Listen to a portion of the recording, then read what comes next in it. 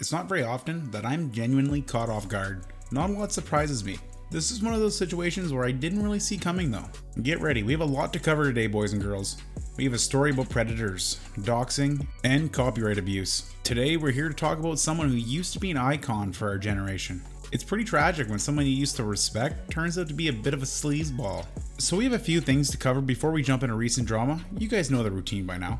First, we're going to talk about the days of Chris Hansen and To Catch a Predator, and then we're going to talk about how it all ended and the controversy surrounding it, and most importantly, we're going to cut through the mystery of what happened to Chris Hansen and how he went from a respected journalist on NBC to the most hated man in the TCAP community. It's an interesting story, guys. Let's get into it. So Chris Hansen was an investigative journalist for NBC. In 2004, NBC started the series To Catch a Predator, which focused on confronting creeps and weirdos from the internet and blasting their degeneracy on national television. I mean, I can only imagine what would have been going on in this house had I not been here. Am I wrong to think that? No, you're not. So what's going to be happening if I'm not here? You're naked, there's a 14-year-old girl, you're chasing a cat around, you've got Cool Whip. Chris worked with another online group called Perverted Justice. They were a small group, mostly volunteers, that would pretend to be kids online to lure sexual predators out of their dark and greasy corners. The show itself was very popular while it ran. But early on, the show received a lot of backlash from different areas regarding the ethics and legal standpoint of the show. Some people thought they used entrapment techniques, others were concerned about the professionalism of the operations, but the mass majority thought it was for the greater good. Anything that gets these guys off the internet and the streets is basically a win. And I'm not really here to sway your opinion on that matter. You could easily find arguing points for either side. The show did end up with some convictions, and it did deter a lot of weirdos from participating in online degeneracy for a while. That's important to understand. But it's also important to understand they did screw up a few times. And this was far from the professional operation it was laid out to be. One particular incident really brought that to light, and the incident I'm talking about is the Murphy, Texas sting. Murphy, Texas was a shit show. So in Texas, the laws are slightly different from other states. It's a felony in Texas to solicit a minor for sex over the internet, even if the suspect never leaves his house, never actually attempts to meet the minor. Murphy Police Chief William Myrick. I guess that's what I like so much about the way the Texas law is written, is the fact that the meeting does not have to occur, so we can still make a case out of that. In Texas, just exchanging explicit messages with a minor is a felony. The person in question doesn't necessarily have to go to the house to get busted. Keep that in mind. So NBC and Perverted Justice met with the city manager and got approval for the operation. Murphy, Texas was a small town around 12,000 people, and to ensure the secrecy and success of the operation, the city manager went ahead and okayed it without notifying the mayor or the city council, which is different from what usually happens. There is without a doubt a chain of command that must be followed when doing this. Everyone has to be on the same page, and you'll see why in a minute. So the Murphy, Texas sting went down, and over a period of 4 days, they were able to arrest over 20 people that showed up to the house. How you doing, Stanley? But there was one high-profile suspect in particular that didn't show up to the house during the sting. Lewis Conrad. He was an assistant district attorney from Texas in a sister county, and seeing as he's the high-profile individual that could really bring a lot of attention to the bust, they decided to take advantage of the laws in Texas, and instead of waiting for him to come to the house, they went to him on a Sunday afternoon on the last day of the sting. Remember, just talking and exchanging explicit messages with a minor is a felony there. They don't have to show up to the house necessary to have committed the crime. So instead of just sending the police to arrest him after the fact, Chris and the crew decided the best bet would be to grab the production team and go with the police to Conrad's house and record the arrest that way. And yeah, it didn't go as planned. The Murphy police obtained an arrest warrant for Conrad and did something we've not seen before. They contacted the local authorities in Conrad's town and knocked on his door. Conrad didn't answer, but police said there were signs he was still inside, so a tactical team was called in. The officers lined up in formation, then broke through the back door. But before they could make the arrest, the assistant DA pulled out a gun and pointed it at his head. Lieutenant Adana Barber was there. As they made entry, they confronted the suspect. I believe he was in the hallway, and he told them he wasn't going to hurt them, and then shot himself in the head. Officers performed CPR, and Conrad was airlifted to Parkland Memorial Hospital in Dallas, where he later died. Once the news got a hold of this, that's when the mayor and the rest of the city council and the community finally got wind of what was going on. A lot of people were pissed about how this went down, and it's safe to say it had a huge snowball effect. The city manager that approved the operation was fired, the district attorney John Roach who didn't find out till after the fact, had to drop all the charges. Because the police were not involved in the early online chats, they had to rely on perverted justice, not their own detectives, to know what really happened, and to know if the perverted justice decoys might have gone too far to lure in the targets. I got those other pictures, and let me tell you. You don't have the full transcripts? I don't know. That's exactly part of my problem. The police department can't tell me whether or not I have the full transcripts. Did your arresting officers, did they see the chats before they made the arrest? In some cases, yes. Did they see the entire chats? Making it impossible, says District Attorney Roach, a judge for 20 years before his current job, to mount a successful prosecution. 16 of the men that were arrested weren't even in his legal jurisdiction because the chats from both parties took place elsewhere in the state and country. The remaining chat logs couldn't be verified by NBC or Perverted Justice. The police themselves had no part in the investigation. They literally just showed up for the arrests. The whole thing was a bust, and all because they didn't get proper approval from the mayor or the city council. The district attorney's office ended up looking at this whole thing as like an amateur hour vigilante op. And to top it all off, Louis Conrad's sister filed a civil suit against NBC, which was quietly settled out of court. It was a really big screw up on their part. In total, 25 suspects. The 23 that came to the house got off, and the 2 that didn't meet the decoy, same thing, except one of the guys just shot himself while the camera crew stood outside his residence hoping they can get a good soundbite before he was arrested. The show did continue for the rest of 2006, but was cancelled in 2007 after Inside Edition did their own little expose on Chris and To Catch a Predator. So I gotta say this now, I'm not trying to influence your opinion on To Catch a Predator or Chris Hansen. I watched and enjoyed the show. I think the show did do some good. Chris did do some good. And odds are, they very well may have stopped a few freaks from actually committing horrendous crimes down the line. You can't deny that. But you also can't deny the show was run with profit in mind. Views and ratings were their #1 priority. And that really comes to light during the Inside Edition expose. See, a year after the Murphy incident, ABC got a hold of a lot of the extra footage from the sting, and a lot of the little details came out. Details that paint the whole operation as a sloppy shit show with no one taking accountability. Former Murphy police officer Sam Love says the decision was made at the suggestion of NBC's Chris Hansen, a suggestion he says that was relayed to the command center from someone at the Sting House. Their hope was that the man would come out to go to the store for something, or the church or whatever, and Chris Hansen and his crew could confront him and interview him before the arrest is made. And then they would say, all right, go ahead and arrest him and execute the search warrant on the house.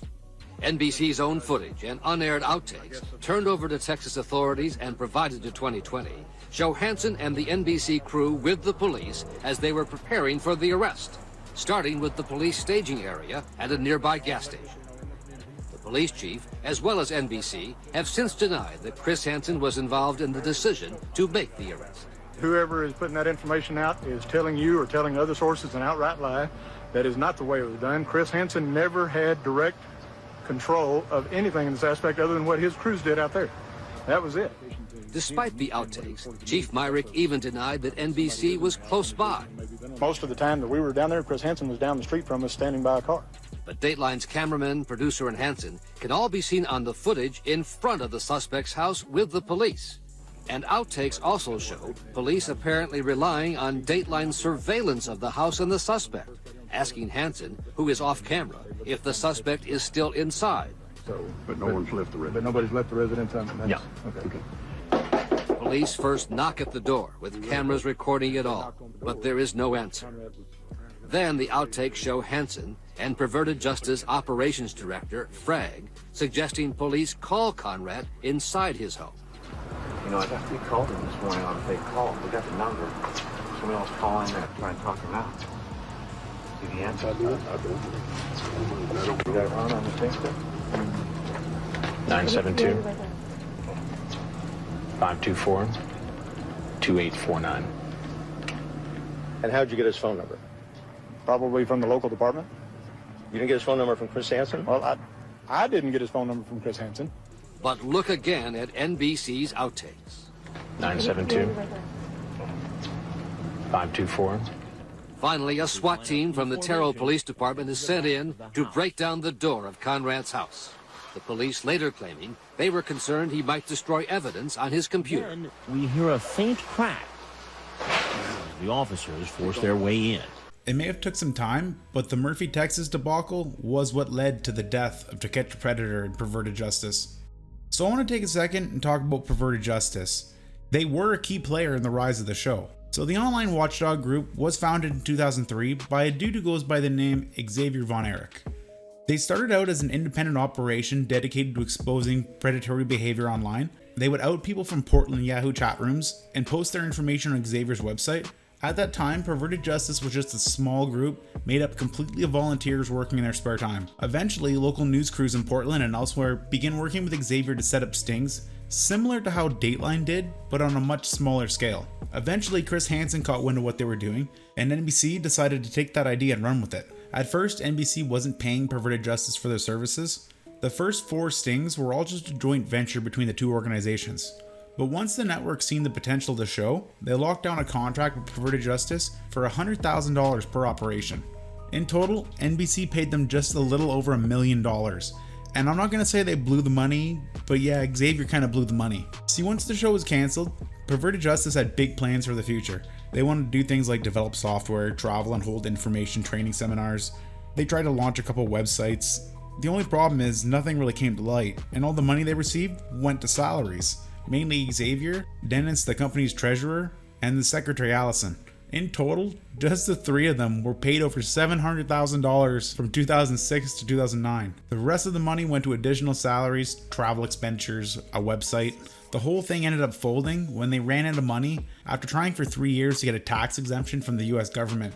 It's kind of a shame, because if they didn't sink so much money into salaries, they might have actually had the resources to actually do something. There have been a few people that have criticized Xavier during his Perverted Justice days. One particular incident resulted in quite a hilarious feud. This isn't relevant to the video, but it's definitely an interesting little piece of lore I've come across in regards to Xavier. It's important to know the real history of these operations and the people who run them. So there was this computer programmer named Bruce Raisley. He was very local about his thoughts on Xavier and his techniques that Perverted Justice used in the early 2000s. Some could easily consider Bruce a troll. Bruce frequented different anti-Perverted Justice websites, and he had a habit of threatening and doxing the decoys. He'd rant about writing malicious software that could affect their PCs. He'd out them in chat rooms. As the trolling continued though, it became more of a personal vendetta between Xavier, the founder of Perverted Justice, and Bruce Raisley, the software programmer. And during the height of popularity for To Catch a Predator, things between these two people started to get a little strange. You gotta understand, this became a personal feud between two people online. There isn't really anyone in the right or wrong here, just a crazy feud with lots of hearsay. And in the end, both parties expressed regret over the incident. With that said, let me tell you what happened. So Bruce was a software programmer. A few articles have painted him as this genius hacker, but he's more akin to what people call a script kiddie nowadays. He did things like DDoS attacks on websites and dox people, things of that nature. Bruce claims he was a supporter of the movement until one of the decoys ended up using a picture of his son to lure creeps in. He claims that was the turning point for himself. He switched focus and tried to disrupt Perverted Justice activities as much as possible, and for some time Xavier was his main target. To some this wouldn't really seem like a big deal, but seeing as Xavier was the founder of Perverted Justice, there was a lot of creeps out there that hated him, wanted him dead, and he had quite a bit of enemies for different reasons. It even got to the point where he had to relocate and change his name, but that didn't really stop Bruce at all. What did stop Bruce was what happened next. So Xavier wanted to deal with Bruce, and the police weren't doing anything, so he took it into his own hands, and he came up with this plan to basically ruin Bruce's life, and it worked way better than anyone expected. Yeah, get ready for a shit show. So Xavier has a certain set of skills. He's adaptably well at one thing, pretending to be a girl online. I know, big surprise, right? I know it's a weird skill, but he utilized it to its fullest here. Xavier pretended to be a woman named Holly, and very quickly roped Bruce into an erotic online relationship. Like, I mean within days. Xavier saved all the chat logs, recorded some pretty spicy footage, and in a month or two of sexting Bruce, he had him willing to leave his wife and move away with the fake Holly. The degeneracy doesn't end just yet though. See, that wasn't enough. Xavier, or Holly, made Bruce break up with his wife and travel to Little Rock for a meetup. And there was a catch. Bruce had to rent them an apartment. When Bruce got there, Xavier had paid a photographer to snap a bunch of pictures of him waiting at the airport with flowers that he had for the fake Holly. Christ. Even worse, Xavier leaked all the erotic emails and pictures online. Bruce ended up losing his job and his wife over it. Not to mention he was humiliated online. It doesn't end there though. See, a little while after, a few magazines like Rolling Stones and Radar magazine ran a story about perverted justice that included this catfishing story in the write-up. This caused Bruce to freak out because a lot more people were hearing about it and he wanted it to be forgotten about. So he ended up taking it a step farther and he wrote a small piece of malware that managed to infect a large amount of PCs in Europe. I've read a few pieces saying he compromised over 100,000 different PCs. I think that may be an inflated number though. Either way, he was able to shut down several websites with a bunch of massive DDoS attacks, resulting in upwards of $90,000 of lost revenue and damages. He ended up getting fined and served 2 years in jail for that. Yeah, this actually happened, guys. Xavier's a piece of work. I've only found one clip of him online, and it's when he's confronted by a reporter. I beg your pardon, I think you were getting in my face. No, actually, you walked up to me, son. And you walked up to me. Now, I don't think I beg your pardon, am I your son? You are acting like one. I know you're old, and you don't have much life left, and you have problems. But when you walk up to me and get in my face and tell me I'm getting in your face, then we have a problem. So I'll be right back. You hold You're tight. touching me, you know? You spit in my face. He kind of reminds me of a parallel version of Kevin Smith. Like if Kevin Smith never went into acting and just spent all day LARPing as a kid in a chat room. That's a good description of Xavier. Anyway, once TCAP ended, Chris continued to work with NBC as a correspondent and news anchor. It wouldn't be until 2011 that Chris would once again face some more controversy. While Chris was a correspondent with NBC, he met another woman at a work party. She was a reporter and they hit it off, and Chris ended up spending the night with her. From there, they started seeing each other. No big deal, right? Well, that would have been the case if Chris wasn't married at the time, but he kinda was. So somebody put in an anonymous tip to the Inquirer that Chris was actively having an affair with a coworker. So the National Enquirer set up their very own undercover sting operation set on Chris. They filmed Chris arriving at the hotel for dinner, both of them driving to the apartment afterwards, and Chris leaving the next day. I'll give him one thing though, he gets some pretty decent looking women. Even his wife's not that bad if you forget about the grandma hands. As you can imagine, he took some heat from this. NBC used this as one of their reasons for cutting ties with him. Once his contract was up with NBC, they decided they weren't going to renew it, basically firing him. Chris handled it like anyone else who's going through a midlife crisis does. He bought a Corvette he couldn't afford. So that's a little history lesson on the rise and fall of NBC's To Catch a Predator series. Even though the show and Hansen himself have received a lot of criticism over the years, there's still a small but dedicated fan base that kept the interest in the show and the concept of busting creeps alive. Some fans of the series broke off to produce their own shows in similar manner. Others chose to re-upload old videos so others can see it. Entire communities were built from simply analyzing footage and chat logs, and even some of the predators themselves became infamous in their own little twisted way. I did an entire video about Lauren and the community that built itself from memeing the hell out of predators and digging up their interrogation footage. I'm not going to spend a whole lot of time talking about the specifics of the TCAP community on YouTube because this video will end up being like 30 minutes longer. But in simplest terms, they're a community of people who enjoyed the show, hated sex offenders, and loved Hansen memes. They're good people for the most part. The TCAP channels are single-handedly responsible for any interest and relevancy that show still had past its prime. They kept it alive. It's fairly important to understand that. Hansen's a smart dude. Bad with money, but he's smart and he's seen that there was still interest in the concept of To Catch a Predator. So he started a revival of the series. In 2015, he went on Inside Edition to promote the idea. I'm Chris Hansen, and you are going to help me catch predators again. Go ahead, have a seat right over there. I think enough time has gone by, and the landscape has changed dramatically, and there's a demand for it.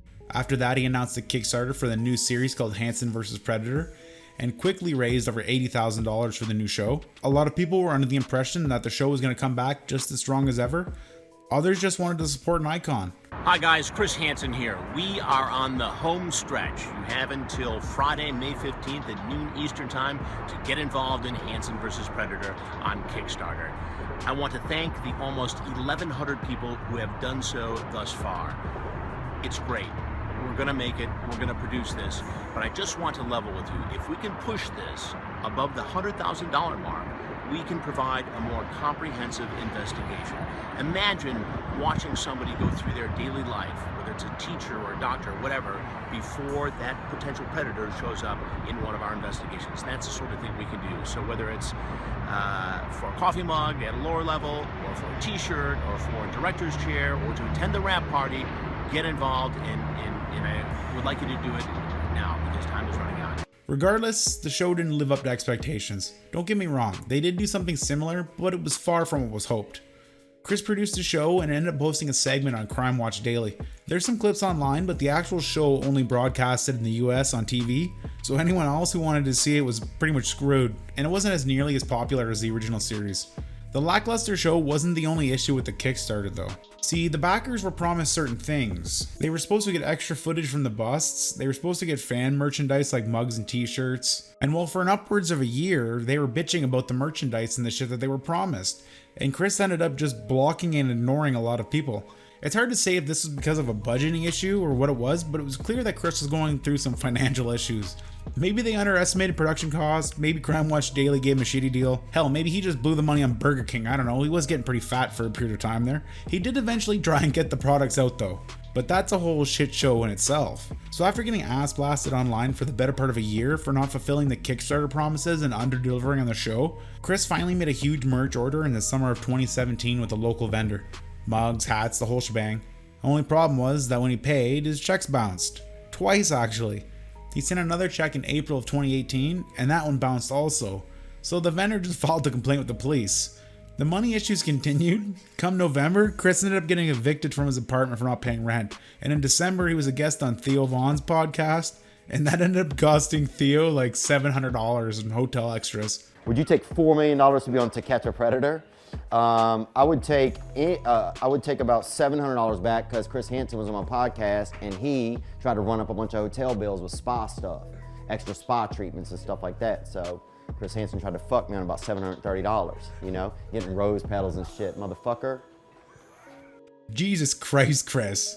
It's getting to the point where I'm having a hard time feeling sorry for you. Come January this year, the police finally ended up getting around to issuing a warrant because of the bad checks, and Chris ended up turning himself in, which made the news obviously, and to top it off, his wife divorced him.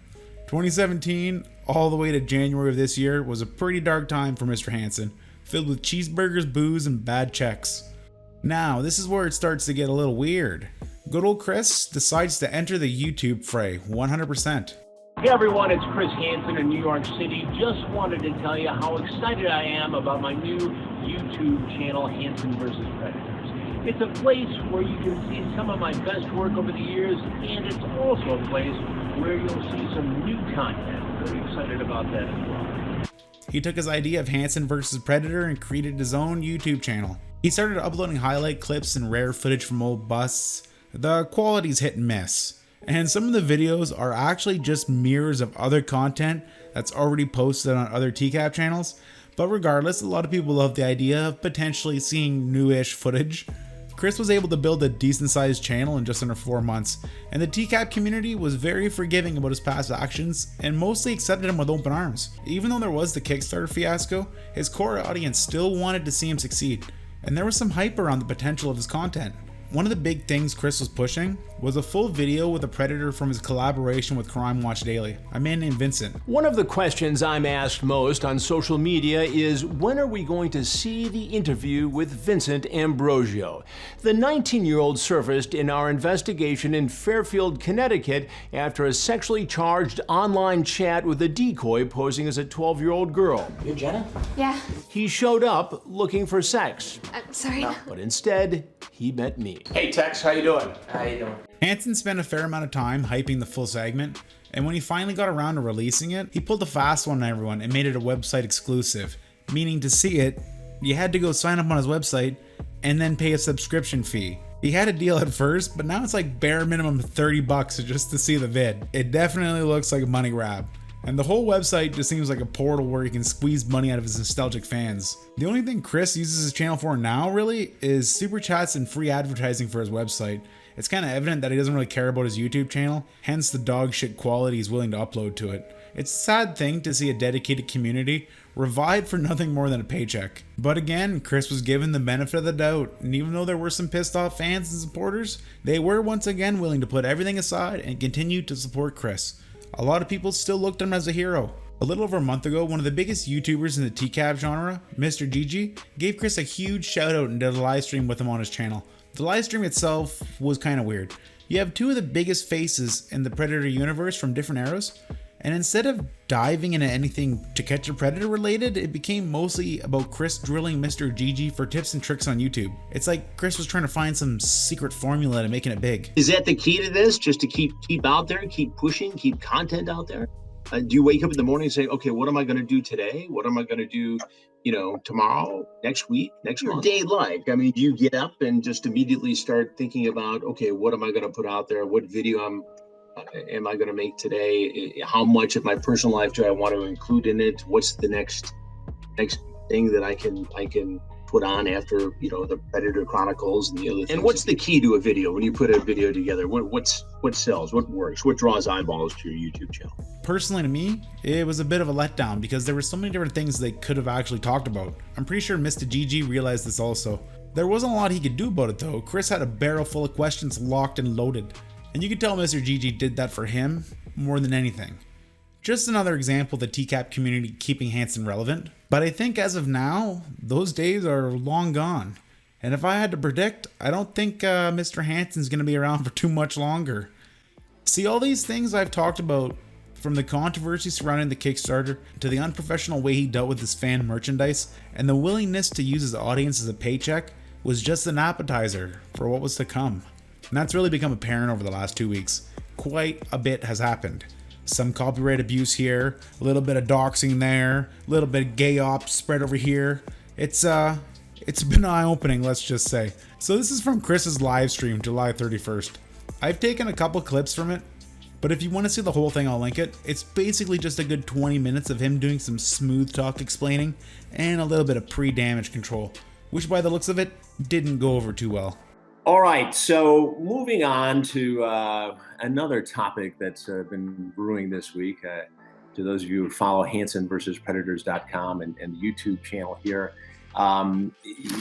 you probably know there's been a bit of a, back and forth, I guess you could call it, between some people who I thought were followers or fans, and some people who are in the To Catch a Predator or TCAP community, some people who have their own YouTube channels, who create videos, who take some of the work I've done over the years and create their own projects, and some of them have at least portrayed themselves to be, ardent supporters of mine and my projects over the years. But it's kind of an odd thing that happened last week. And this is the best as I can figure how all this started. Last week I was in Toronto, as many of you know, because I posted on social media from there, working on an unrelated television project, unrelated to Predators. And I mentioned I was there, and I did last week's show from there. And a request came in from somebody who, I guess I don't really know them, and sometimes it's hard to know who people are because they have 2, 3, 4 aliases online, asking if I was going to be available after the live broadcast to meet up. And I guess later I learned through Vincent possibly sign a book, and it just didn't work out. And I guess the people, or that person and some other people, were upset about that. And they went to the YouTube channel here, and they did what is called a copyright strike. So when you do that on YouTube, and Vincent, correct me if I mistake this, basically you can strike somebody's content on their YouTube channel if you believe you have a copyright to it. And if you get 3 strikes, then they can pull down your YouTube channel. So this person put a strike out on a piece of material that is my face, my image, my voice, my name, and so there we were, and there was a lot of furor that built up in a small section of the TCAP, the Predator community, or the Predator investigation follower community, not the actual Predators. And then there was another strike, and all of a sudden, we're kind of looking at each other, Vincent and I, said, what's behind this? And people started to get angry that, on the website, we haven't been quick enough for new content, and accusations that we were striking back at people because they're being critical of us, which is the farthest from the truth. I mean, while I'll defend anybody's right, First Amendment right, to say whatever they want, whether it's unpleasant or not about me. And it just got really mean, and there were false accusations and things. And so facing these two copyright strikes, we struck back, and it was an effort, honestly, to protect the property, to protect what we were doing from whatever was motivating these people to do this. And it was kind of bizarre to watch it all happen, but we did what we thought we had to do to protect it. And so some of these other channels were taken down. We withdrew one of the strikes to try to let some of the pressure off the situation on Friday of last week, and just kept growing and growing and growing. So I have to admit this right now, as I'm finishing the script, Mr. GG just dropped a video covering this particular incident in great detail. He's actually been in contact with most of the parties involved, and he brought something to light that I wasn't aware of, namely the doxing aspect of this. He has some personal experiences that he elaborates on, and if you're interested, I'll link the video. I have to give him credit though, the doxing aspect really surprised me, but I'm getting a little ahead of myself. To really grasp this monumental screw up, we have to cover the events. So backtrack a little over 2 weeks ago. Chris is in Toronto, and one of his Canadian fans, who's also a TCAP content creator, tried to set up a time to meet Chris, say hi, and get a book signed. For some reason, whether it be miscommunication or general lack of not giving a shit, it fell through and they never met. The creator was pissed and filed a false copyright strike on Chris's channel, striking down one of his videos that Chris had re-uploaded from that same fan's TCAP channel. It was kind of a shitty thing to do over an autograph, but that pales into comparison to what Chris did next. He went on a digital warpath and falsely struck that channel twice, once over the same footage, and then again over a video mocking the fact that Chris struck their channel. When word quickly started to get around, another TCAP YouTuber struck Chris on a video that he had re-uploaded in a similar manner to the first one. And this is where the shit snowball kept rolling. See, in this instance right here, both the TCAP YouTubers and Chris and Vince are in the wrong. Everyone's in the wrong. The two YouTubers shouldn't have struck Chris. That footage is technically NBC's, and Chris had no right to strike them back either, and he definitely had no right to strike their videos talking about the exchange. That's original content. It gets even worse though, because good old Hansen just had to take a bad situation and make it worse. At this point, it probably could have been resolved privately, but Chris decided to take a different route. First, the official Hansen vs. Predator account on Reddit ended up doxing one of the YouTubers, and then Chris's partner Vince doxed the other one in the comment section. Chris and Vince then went on to strike hundreds of videos. Like, I'm talking anything they could find that's TCAP related was falsely struck down. I'm talking about episodes, memes, clips, even videos that were 100% original content like parody songs, or simply people just reading chat logs while recording themselves. Whole channels were being targeted and on the verge of deletion. Channels that had absolutely nothing to do with this. There are channels out there right now that 3 weeks ago were minding their own business, and now they're fighting upwards of 10 plus copyright takedown notices. Some channels like Joey's TCAP had to liquefy their entire video archive just to save their channel. Bay Shaman, who was one of the OG Lorenographers from the olden days, had to remove all of his Lauren content or anything that had Hansen in it, and he was still falsely struck. My channel's in danger, you guys. It's in danger, and I don't know how much longer it'll be around. Because Chris Hansen is going around. Chris Hansen, can you believe it, you guys? Chris Hansen is going around putting in false copyright strikes on as many channels as he can that have anything to do with To Catch a Predator, you know? And like, I don't even do that stuff anymore, man. And when I found out he was doing this to channels, I went through and I deleted everything I possibly could, you know? I forgot one of them. I forgot this video though. And somehow he found my video of me wearing my Lorne mask, reading a Lorne poem, and he of course gave me a strike for it, man. And the thing is, like, you're wrong in what you're doing, Chris Hansen. And you even said, we're doing this because someone did it to us. Okay, but it wasn't me. It wasn't these other folks you're getting their channels deleted. What's wrong with you, Chris Hansen? What's wrong with you, man? How much bitterness do you have in your heart to do this to people? This was me, reading a Lorne poem, wearing my little Lorne mask, and you're trying to get my channel deleted for it. He hasn't even been active in that community for some time, and he live streams. These just aren't random YouTube channels. There are some randoms caught in the crossfire, but these are all channels that have been actively promoting and keeping his tarnished legacy alive. These channels cultivated a hardcore viewer base over the years and had zero problem accepting Chris right into it.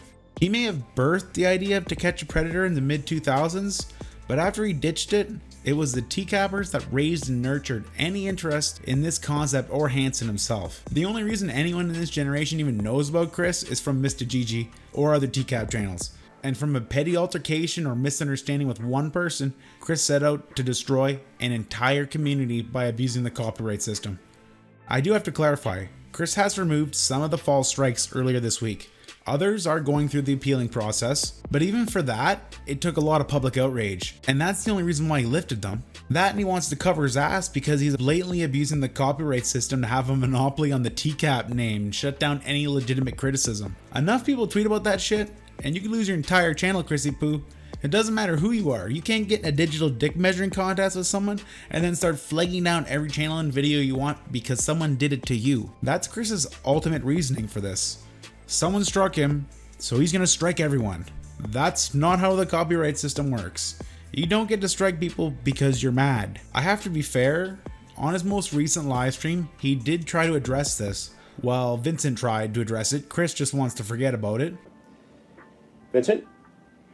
Yeah, I'd like to address something totally off topic of tonight's live stream, and that's Space Shaman. Right. I'd like to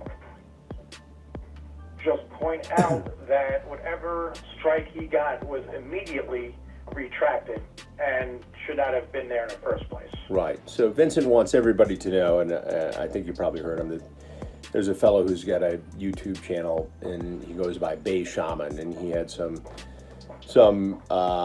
predator, to catch a predator related content up there, and in this whole strike, counter-strike thing that went on, what, 2 weeks ago, Vincent? 10 days ago? 2 weeks ago? No, actually, this happened this past Saturday. This past Saturday, all right. Vincent did not mean to strike Bay Shaman. He was trying to protect our website, he was trying to protect our YouTube channel from other people who struck us for no good reason, and he made a statement by striking some people back. Bay Shaman got struck in the process. It was inadvertent, and it was withdrawn, and he was restored. So that's where we currently are in this situation. Kind of like a limbo. Chris has false struck a bunch of channels because he's butthurt. Numerous false strikes are still active. Keyword still active. Him and his cohorts have doxed 2 YouTubers, and neither him or Vince will take any responsibility for anything. So now the same community that built him up and was willing to work with him hates him and thinks he's a con. And all I can say is he brought this shit on himself. If there's anything to take away from this story of a fallen icon, it's that you can't just rely on your name forever. Eventually you're gonna have to produce something. Don't get me wrong, in a perfect world, I'd like to see Chris doing his thing, collaborating with other TCAPers, helping to grow that community, keep spreading awareness about online creeps. There isn't a single thing wrong with that, and a lot of people would support it. What I do have a problem with is when you try to take and turn the support for the cause into your own personal ATM, which is what seems to be going on at this point. And I'm just gonna finish it off with that. I'm not trying to send hate Chris's way. I'm not trying to change how you feel about the show. This is just a great example of what happens when you spend your life refusing to take responsibility and trying to monetize a movement that's based on good intentions, while disregarding the people who helped get you to where you are. Well, I hope you guys have enjoyed this story of a fallen icon from our generation. Make sure to tell me what you guys think, and I'll see you next upload.